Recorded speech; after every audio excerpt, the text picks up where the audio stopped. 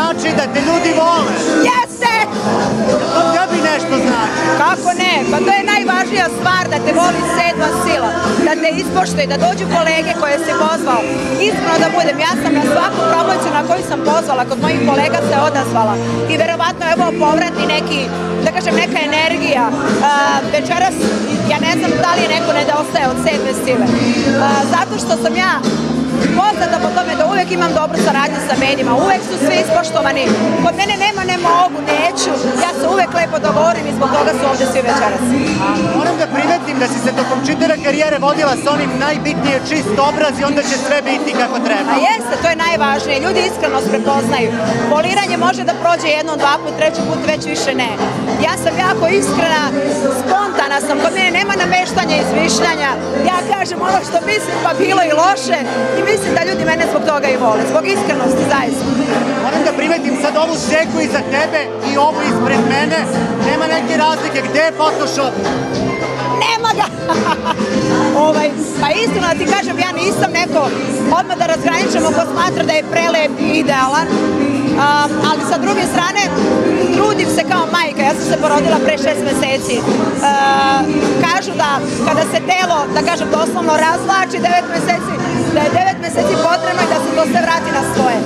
Ja sam mama koja je trenirala, koja se hrani zdravo, koja nije botoksirana i to, ali se trudim da se negujem na neki drugi način i da lepo izgledam i mislim da se to vidi.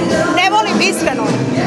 Photoshop za javnu ličnost uvek postoji, uvek će ga biti, samo ne treba preterivati. Treba da kada izađete u javnost da vas ljudi poznaju, a ne na Instagramu jedno, a uživo nešto 10. Koliko si zadovoljna CD-om koji si napravila, ima tu pesama za koje si rekla da su te naterali da ih staviš, a da ih dobro preslušaš. Ko ti je to rekao? Jako sam zadovoljna sa kompletnim albumom i već sam rekla da je on emotivno skroz drugačiji zato što sam ja ovaj album snimala kao trudnicu. Dakle, ovoliki stomak u studiju, moja beba se pomera, rita, daje znakove na muziku i tako dalje. Ovo je najemotivniji album, što se mene konkretno tiče najdraži do sada.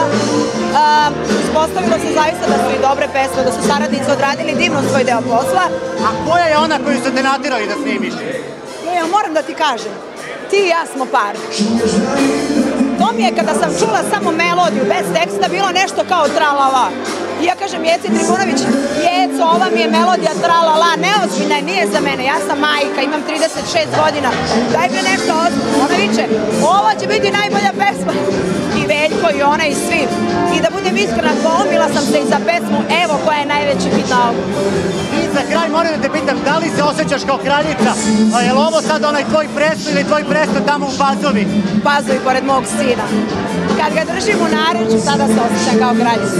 Svi su ti poželjeli da se u skorije vreme ponovo ostvariš kao majka, to ono želja koja ti je najlepša trenutno. Ako Bog da, Bogu hvala, uz Božiju pomoć i stručnjake, kao što su porodica Ivanović, ja mislim zaista da ćemo mi uspeti i da ćemo imati ne još jedno, to je mnogo dece. Hvala ti puno. Hvala.